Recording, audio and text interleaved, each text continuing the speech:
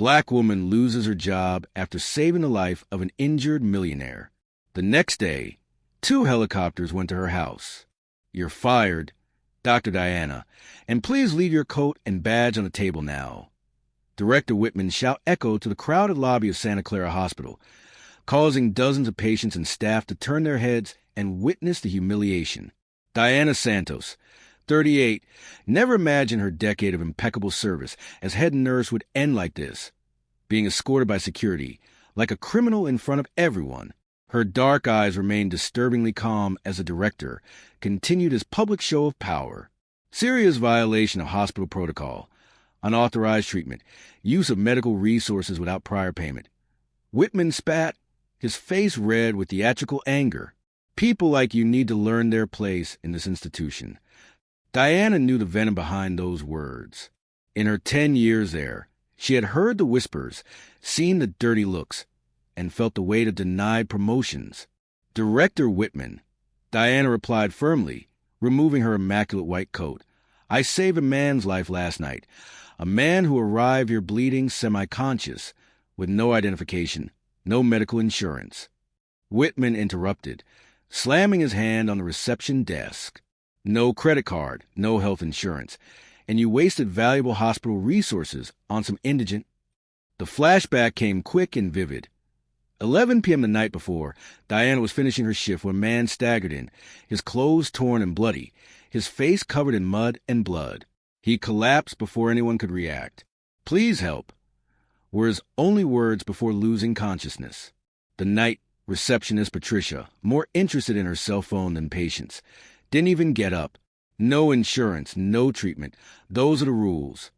Diana didn't hesitate. She ran to the fallen man, assessing his weak pulse, irregular breathing, and possible head trauma. Called Dr. Martinez. Prepare emergency room 3, she ordered, already starting first aid. But Dr. Diana, the rules, Patricia protested. To hell with the rules. This man is dying now. Back in the present, Diana handed her badge to the desk. Security guard Johnson, a black man who always greeted her with respect, looked away in embarrassment as he escorted her out. You'll regret this, Whitman, Diana said calmly. One day, you'll understand that I saved more than a life yesterday. The director laughed loudly. The only thing you saved was some homeless bum. Now get out before I call the police. As Diana walked through the revolving doors for the last time, she noticed something peculiar. The homeless man who always stood on the hospital's corner wasn't there. Instead, a man in an expensive suit stood in his place, talking quietly on a high-end cell phone. What no one knew was that the homeless man Diana had saved was wearing a $300,000 Patek Philippe watch under the mud and blood, and that he was Vincent Montenegro, CEO of Montenegro Holdings, one of America's largest healthcare corporations. The morning sun burned mercilessly as Diana arrived home, processing the humiliation. In her modest kitchen, she made a decision that would change everything.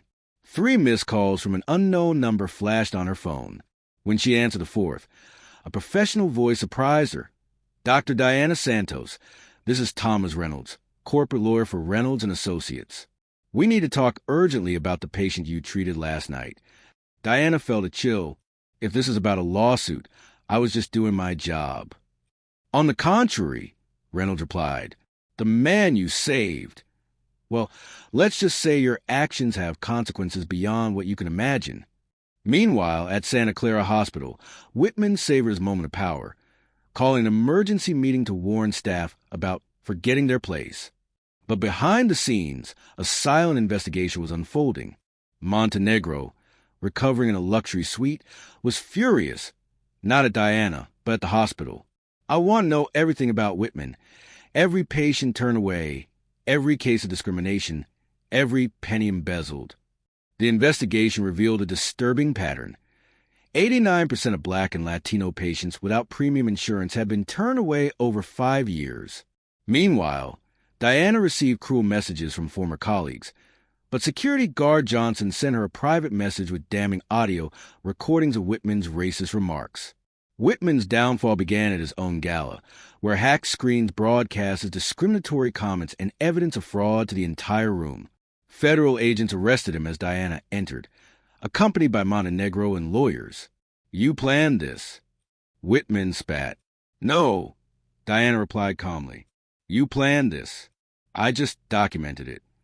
Montenegro announced his company had acquired Santa Clara Hospital and would implement universal health care inspired by Diana's work. 6 months later, the hospital was renamed the Diana Santos Health Center. Diana, now medical director, walked through its renovated halls, greeted by grateful patients. Whitman, sentenced to 15 years, rotted in prison, his reputation destroyed. At the hospital's opening ceremony, Montenegro announced a $100 million donation to expand Diana's model nationwide.